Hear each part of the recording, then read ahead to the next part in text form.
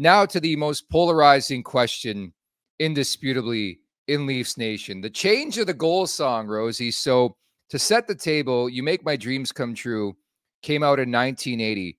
One of a plethora of songs I believe they're using. There was some release yesterday, like 4 Eastern time, that the goal song was no more.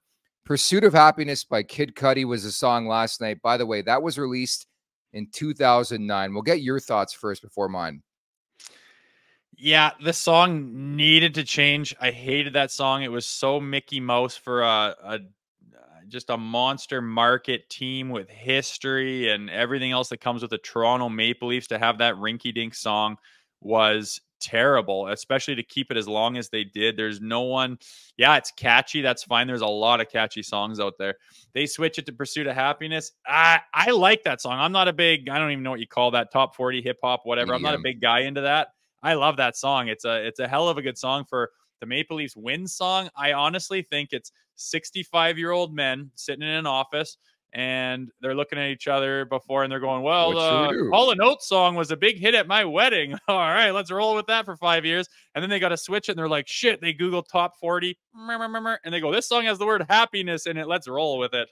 But I know it's more than that. I did a little research on it and their marketing department said, you know, they're rolling with this, but they've got a lot of different looks. It's not going to be this forever. They got different looks for, you know, rivalry games, matchup games, historic games. I think we're going to see the 90s tune there for some times when we have some head-to-heads against some rivals and whatnot. But it sounds like it's going to be mixed up down the road, which is fine. It's not the worst song in the world, but I just don't think they hit it out of the park with the Kid Cudi tune. Totally agree. I think it's an upgrade on the previous song, taking nothing away from Hall & Oates, but I always like to stress there's nobody on this roster who's actually alive when that song was like a hit, aside from Mark Giordano, of course. Number two, it just screamed, absolutely screamed of a department just looking for a song in the moment because they were tired of people bitching. Like that Elliot Friedman, like one of the top hockey insiders in the world, as we know, come out and say it's time to make a change. So I think internally, like, you know what, we got to do something here. And it screamed that hearing the song, a 2009 banger. It brought shades of me being at Fanshawe College at a party in the College Muse. Like, there are so many good songs out there, taking nothing away from that one. But you would think they would pull something that it's within the last 5 years, Arkells based, Justin Bieber based. Like, there's so many different routes you can go.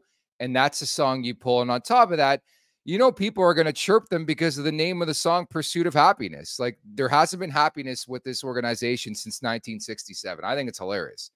Maybe that played into it. I don't know. But you mentioned Arkells like knocking at the door. They got that build-up banger to start that song. That could work easily. And there's shades of homegrown talent right there.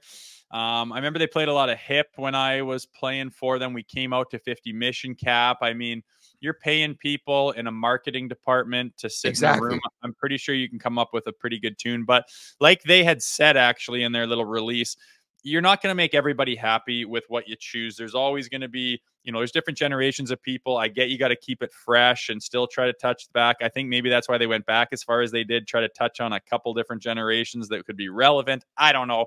It's a tough job for sure, but it would be nice if they just had that eureka moment and said, this is it, and unveiled it, and everyone went bloody nuts. But that didn't really happen. Making progress, at least. I mentioned 1980 to 2009. So maybe in like 5 years, they'll pull a song from like pre-pandemic 2020 or in 2019. How about that? Maybe. I don't give a shit what era it's from. If it fits the script where you score a goal and while the guy's buzzing the bench and everyone's on their feet clapping and you're looking for the replay, an absolute banger is playing that just suits the moment perfectly. I'm sure it's hard to find that, but Hall & fucking Oates was certainly not it, man. That was just awful. I'm just thinking of the passion and his history and the market that it is Toronto. When you go to the rink and the spotlights are flashing from the top and the CN Tower is glowing and the whole city's buzzing because the Leafs are playing tonight and you make my dreams. It's terrible. I hated it. I'm so glad they changed it. I think the bigger story would be if they didn't change it and we had to listen to another year of that.